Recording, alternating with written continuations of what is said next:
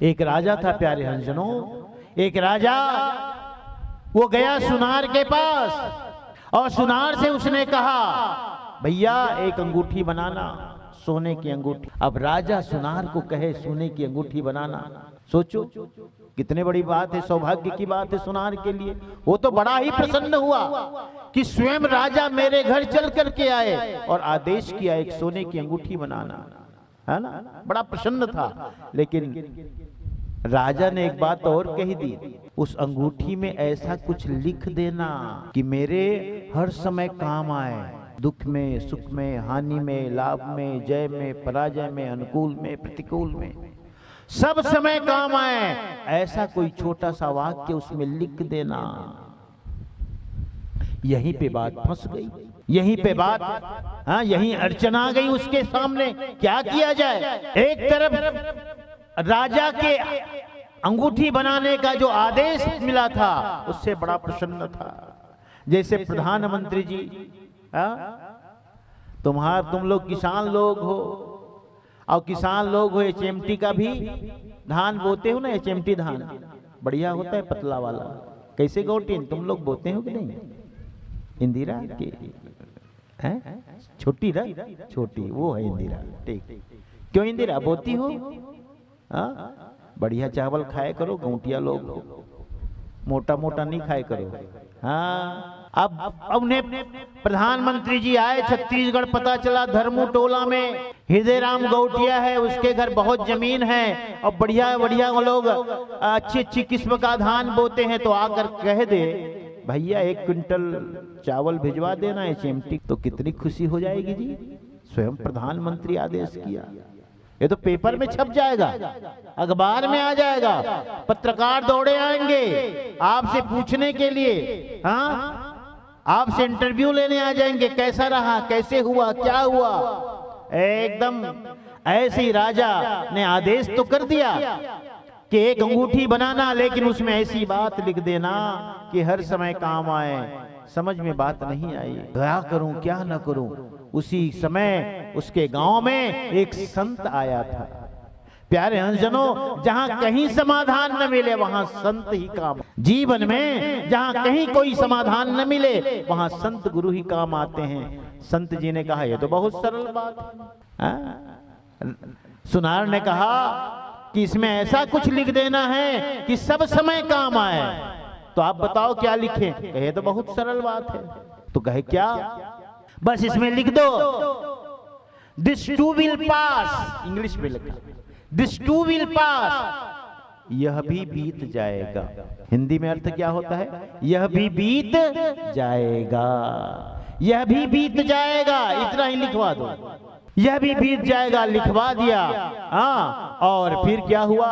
राजा साहब को उन्होंने अंगूठी दे दी। राजा के मन में ऐसा भाव हुआ एक दिन कि मैं अपने राज्य का विस्तार करूं। सेनापति को आदेश किया कि पड़ोस के जो राज्य है उस पर आक्रमण किया जाए और उसे अपने में शामिल कर लिया जाए। लेकिन बात उलटी हो गई भाई, जीत नहीं हुई, हार मिली।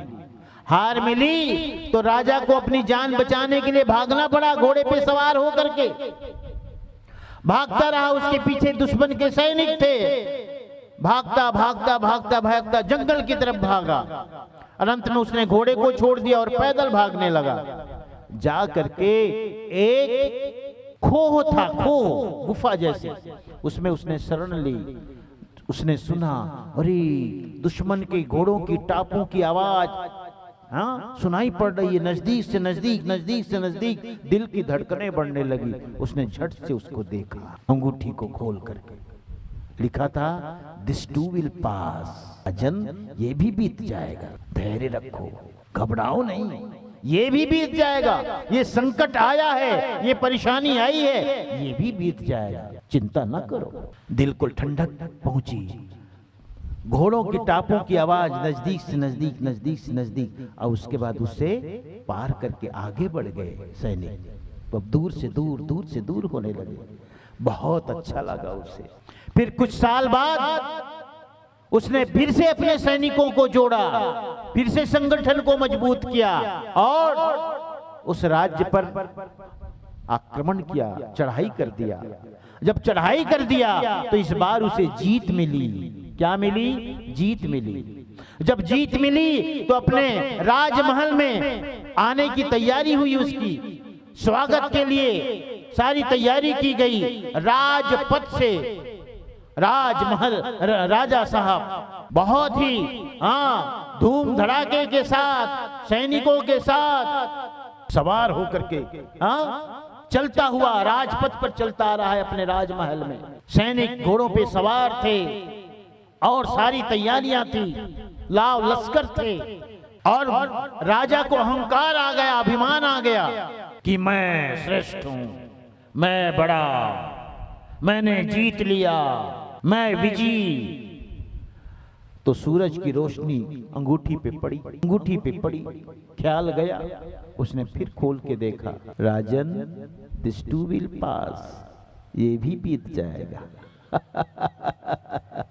राजन दिस टू विल पास, ये भी बीत जाएगा। जो घमंड था, जो अकड़ करके चलता था, जो फूल गया था, शांत हो गया। This too will pass. कोई भी स्थिति सदा रहने वाली नहीं। कल दुख था तुम्हारे जीवन में, वो भी सदा नहीं रहने वाला था। आज तुम्हारे जीवन में सम्मान है, सुख है, स्वागत है, ये भी सदा नहीं रहने वाला, ये भी बीत जाएगा।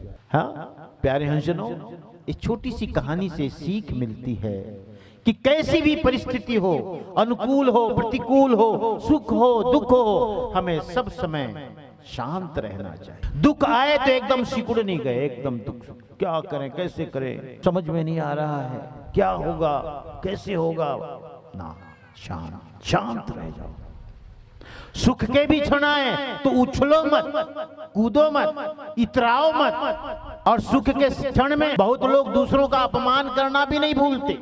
किसी का अपमान करो मत, उस समय भी शांत। इसीलिए मैंने देखा है, उपलब्धि को पचा पाना भी सबके सामर्थ्य की बात नहीं हो। जो कोई बड़े पद में चले जाते हैं और बड़े पद में जाने के बाद, प्यारे हंसजनों, बड़े पद में जाने के बाद मैंने देखा है घमंड में इतना चूर हो जाते हैं कि ना नीति देखते हैं, ना न्याय देखते हैं, जैसे भी उल्टा सीधा कर, उल्टी सीधी हरकत करते हैं, परिणाम बुरा होता है। जो गंभीर होते हैं वो पी जाते हैं, मान को भी, अपमान को, मान को भी और अपमान को भी पी जाते हैं। इसलिए गुरु ही इस बात को सिखाते हैं, प्यारे हंसजनों, कि गुरु के सत्संग में आने का, गुरु के सानिध्य में आने का सबसे बड़ा लाभ यही होता है कि हमें जीवन के लिए सीख मिलती है। कितनी भी कठिन परिस्थिति हो, हम शांत रहें, हम धैर्य धारण करें, हम घबराएं नहीं और न ही हम इतराएं, ना हम घबराएं, ना हम इतराएं, शांत रहें।